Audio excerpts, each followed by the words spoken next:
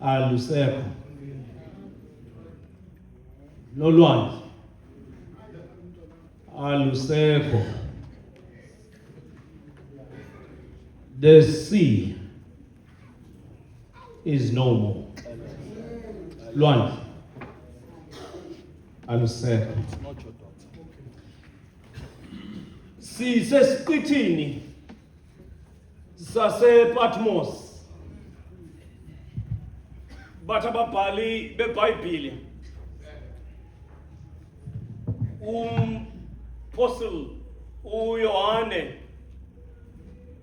ubhala ngeminyaka around 95 emva kokufa kukaKristu. Ngeli xesha abhala ngalo umpostile uYohane kungeli xesha kanye ukumkani olawulayo kungukumkani uDomitian. Lixesha eli lencindezelo nencikifo kubantu abangamaKristu. Ibandla liyatshutshiswa lathi qhi thisaka kulo lonke ilizwe nezwekazi lase-Asia Minor. Bayaphila kodwa baphila ngaphansi kwencikifo. Bayahamba kodwa bahamba ngaphansi kwencikifo.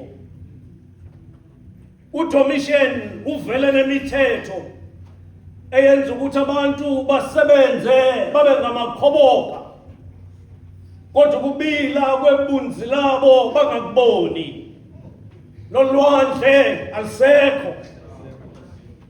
Bayavuka kusasa bakhwela iteksi zize zibe mbini kodwa xa iphela inyanga bakwazi ukuthenga isonka kuphela baphinde babuyele enkomeni kodwa insebenzo yabo abayiboni.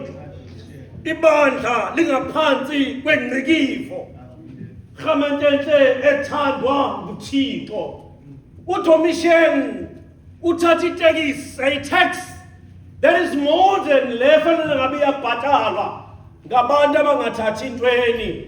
Bayaphila kodwa kungathi bafile. Rhamentenhle ethandwa nguThixo. Wasuka ke uYohane ethetha ilizwi njengombingeleli pastor nanjengomprofethi prophet.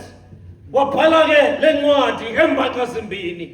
On one side xa ebhala uYohane ubhala a pastoral letter, but on the other side of Revelation he writes as a prophet ozama ukuthi kukumkani uDomitian le meko oqhuba ngayo uYehova uyayibona kwaye uYehova kahambisani nayo.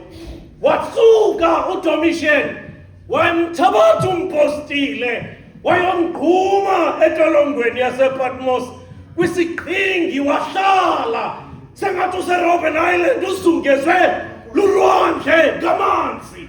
Rhamentenhle ethandwa nguThixo wabhala ke lo mfo esesiqithini sasePatmos uthi ndiyabona na uba siyaphila kodwa sifile. Rhamentenhle ethandwa nguThixo. Don't you see? Don't you see ubube sikubo? Rhamentenhle kuthetha lo mfo ebhala incwadi ebhalela amabandla ayisixhenxe yase-Asia Minor. Aniva nale nto ethethwa ngumpostile uYohane. Masondele bayaphila kodwa impilo yabo sengathi bafile. Bayafana nenhlalo esiyiphilayo kweli lizwe lakithi. Bayafana nenhlalo yelizwe esiyiphilayo kweli Kapa. Laba bantwana bemane bebulawa in gang-related violence. Abazali bangcwaba abantwana. Women have become abahlolokazi before time. Abantwana have become orphans before that. Siyaphila kodwa siphila ngaphansi kwencikifo. It is a church that is under persecution. And morning that siyaphila kodwa impilo ayiphili ngam ulwandle alisekho.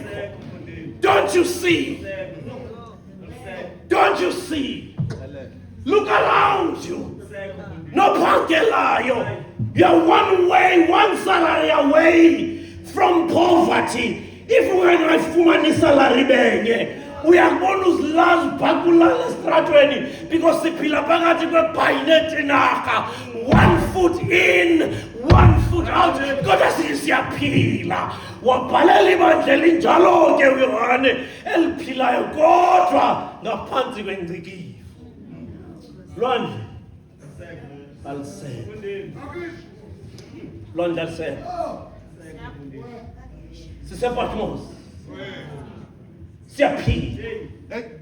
Kodwa welkapha sengathi sifile. Uthi upresident kunekhaya apha inginqi. Kule nginqi isikuyo labantwana bahlele bedilwe ngumakhulu a 70-year-old. Don't you see ubube sikubo? What has happened to us? Siyaphila kodwa sengathi sifile. Kodwa namhlanje ndizothi kuni kule memorial service asikhumbula abafileyo kuphela kodwa nathi sibone yethu inhlungu nayethi inguqulelo esigcine egwabeni. Sengathi siyaphila kanti sifile kodwa ulwandle alisekho. Come at Sunday. Don't you see? Women are alive, but our peeling them. Because everywhere they walk in the streets of Cape Town, they've got to watch over their shoulder. I raped her because she was wearing a miniskirt. Don't you see? Don't you see? Don't you see? Don't you see the tears of Makulu? Abahlukumezwa ngabazukulwana ngenxa ye-drugs nenyawope. Don't you see? Don't you smell death? Because death is a stench. Death is a stench. Uyakwazi ukufika emizweni ethiwa kuphutshiwe. Bengakakuxeleli noba kuphutshiwe apha, uyaliva ivumba lokufa. Because death has a stench. Ukufa kunevumba. Olizwa nama wisili asekapalethemba washumayeli the stench. Aliva na ivumba lokufa kodwa yona nje manje namhlanje uthi uJola ikawa ithumela abashumayeli abazothi ihlabathi zipulpiti zethu. The world is my parish. Sizangena kwivumba lokufa sifike siqhole khona ngamafutha eNados njengala mama ethiwa nguMaria wafika kufiwe waqhola amafutha athi ubhalwa eBhayibhelini ivumba elimandi lazala endlini ngoba kufike nina onyawoni ngoba ulwandle alisekho. Don't you see? Kasi woni kukulelo zodwa athi uYohane kwivesi yokuqala ndabona.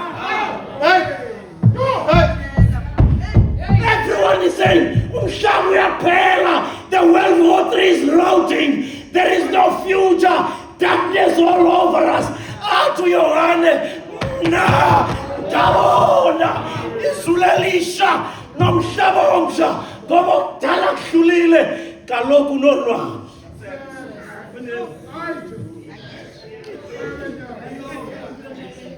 Nolwandle alisekho.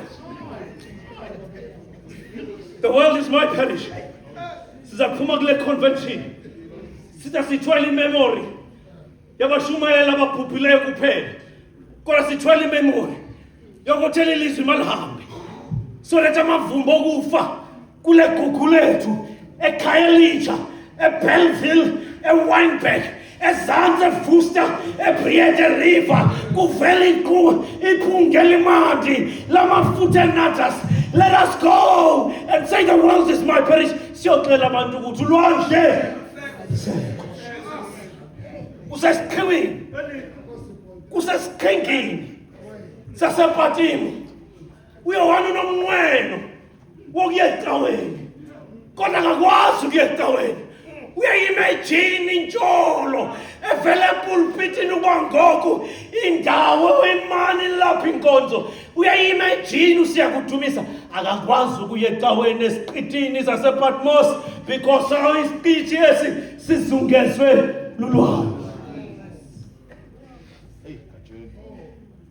fisa ukuyeka wena kodwa akwazi ukuya bakuke banikanga lentsikelelo yakho bakabayimilwelwe abasesiqithini ngamanzi everywhere bayalangazelela kodwa bakwazi ukufika ngenxa yolwandle kodwa ngoku ndizothi kuni bashumayeli baseKapalathemba ulwandle alisekho.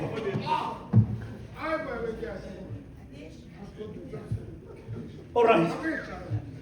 Kaloku khamen bashumayeli ulwandle eBhayibhelini akusikona nje amanzi, but the spirituality of the sea, of the ocean, and the scriptures. Kaloku amanzi olwandle eBhayibhelini ayaziwa nangumbhali wencwadi kaYobhi, ayaziwa nombhali weNdumiso phaa kunumber 71 uthi lapha emanzini olwandle enzonzobile namanzi kuhlala uSathane omkhulu ethiwa ngiLeviathan. Kaloku phaa emanzini olwandle kuhlala uSathane. Iyona le nto athi uKristu tayihamba phezu kwamanzi athi uPawulos Petrosi makukuwe Nkosi yitsho nam ndihambe phezu kwala manzi. Hayi athi uYesu yiza Petrosi. This is not a story about walking on the water, but uthi uYesu ngamanye amazwi ndikunikeza igunya in the world there is your parish. Uyakunyathela phezu konomatutwane naphezu kwamandla naphezu kwamanzi enyoka kwintloko zenyoka uyakunyathela zingakwenzi lutho ngoba ulwandle asekho ulwandle. The chaos is over, the Leviathan is defeated. Isitha sokugqibela siyabhubhiswa kukufa.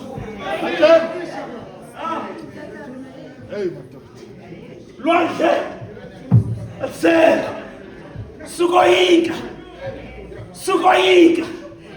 sukoyika noma siyafa noma siyaphila singabe Nkosi vele to die is gain ngoba ukufa kusiwelele ekhaya ngoba ulwandle olosehlukanise noThixo asekho. Le nto kade ilangazelele umpostile uYohane uyecaweni uthi welizwa kulo ngoku netempele ayisekho. Apha ku-21 itempele le kade ilangazelele ayisekho. uYohane uthi kwesi sitshilelo le rhamente kade ndifuna ukunqula naye ayisekho kodwa into evele yenzeka. Kaloku irhamente le yasemhlabeni akusiyona into esongena nayo ekhaya. Irhamente yasemhlabeni yileri yoba sikhwele sifike ngaphezulu. Akekho umuntu osethi xa ifikile phezulu aphinde adinge ileri. Xa usufikile phezulu njalo ileri awusayidingi. Sakufika ekhaya asidingi wisili, asidingi presiding bishop, asidingi inkosi wamithika, sidinga ukungonga isihlalo sofefe sesitsho ngamazwi angashiyo yileri le nto esikuyo, yileri le nto esikuyo. Sakufika ngaphesheya athi lo mbhali lehli itabernacle livela ngaphezulu alisehli livele emhlabeni kodwa ngoku sakufika ekhaya itabernacle likaYehova liyehla ngaphezulu lehlele ebantwini. Athi uYehova mna ndiyacanga uThixo wabo bona bangabe ngaboThixo babe ngabantu bami. Yerhamente xa itabernacle lehla xa uThixo ehla njengetabernacle ulwandle lingasekho. Eyona nto eyenzakalayo apha umkhuluwa ufikile. Xa ehla uThixo xa uYesu esihla umkhuluwa ufikile. Wakufika umkhuluwa amabhokola ayaphekela izikhwaga ziyawa. Makufika umkhuluwa onguYesu rhamente entle ethandazayo izinyembezi ziyasulwa. Why unovuyo? Because umkhuluwa ufikile, itabernacle lehlile, ulwandle alisekho. The one thing ekade ngivimbile isibhangisiwe nokufa will be the last enemy to be destroyed. Sikule memorial service. Asizanga nje kuzokhumbula abantu abangesekhoyo. Kodwa yena into esakuyenza eyekuma phezulu kwemizamo yabo. Sithi sivile nishumayela ilizwe linamandla. Nathi ke siyasimisa phambi kwebandla naphambi kaKristu. Uba saqhubeka la nigcine khona. Simane sivakalisa indaba. Xa besithi umhlaba uyaphela. Sithi do you know Jesus Christ? Manje umhlaba uyaphela. Sithi uyazi ukuthi ulwandle lenza kubhangiswa. When they say life is over, sithi God begins a new life. But it was kanjani esiqithini sosephatimo kwathi wona kumhlaba omsha nalizulu elisha. Labashumayeli, they will now walk the streets of gold. Abasadingi alarm, abasadingi bedlagat, abasadingi ukulala with one eye open. Ngoku bayaluswa imvani imini nobusuku. Ngobulwandle seko. Yakhamende dingena nabo. Abantu abangcwele didumisa inkosi yabo. Leyo mvani bafele. Kusho abantu abalibonile ulwandle luqiva lusuka phambi kobuso babo. Basuka bathi hayi nami ndingena hayi angisho ukuthi ndithi ngoku kodwa ndithi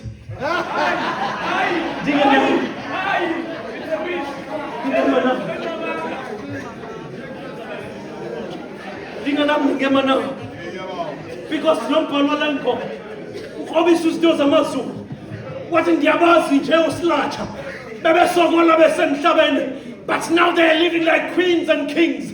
Uyabazi ukuthi bebesokola emhlabeni ngokulungisa itafula. The enemies are no more. Even isithe singukufa siphelile. Athi xa ijonga intsholo yaphezulu yabantu abaluwelile umsinga wengcwaba athi nami ndingema nabo kwaze kwamnandi ekhaya bamkhulu njengabatye uStefano bekayambulala wevakale sithi ndibona izulu livulekile amasango ezulu evulekile ngoba ekhaya asikisitha akukho kulamba abanqanwa abalambi. Why? Because ulwandle hambani ke khamele ngokholona ngethemba loba zonke izinto sisibonayo zithethwa apha ngo-provincial commissioner we hear you but sifuna ukukutshela ukuthi thina sibona izulu elisha nomhlaba omtsha ulwandle alisekho. The one thing that determines the value of property, umzi wase-northern suburbs is less expensive compared to imizi yase-southern suburb. And the difference between the north and the south, lulwandle. The closer you are, olwandle, the higher the value. God wethu Thixo uthi lento enihlukaniswayo between the north and the south ngiyakuyichitha mna so that you will all be my people. Nilingane njengoba nilingane esithebeni sothando lwemvana yakhamende zonke izinto zisihlukanisayo zizachithwa njengolwandle siphile njengabantwana bakaThixo. One day the leopard will lie down with the lamb. Ngelinye ilanga iwundlu liyahlala newundlu ne-leopard. Ngoba ulwandle kasangekho, the Zulus will marry the Xhosas and the Xhosas will marry the Vendas. Ngoba ulwandle alisekho. Tribalism, racism, sexism, ulwandle alisekho. Ulwandle alisekho. We will worship God.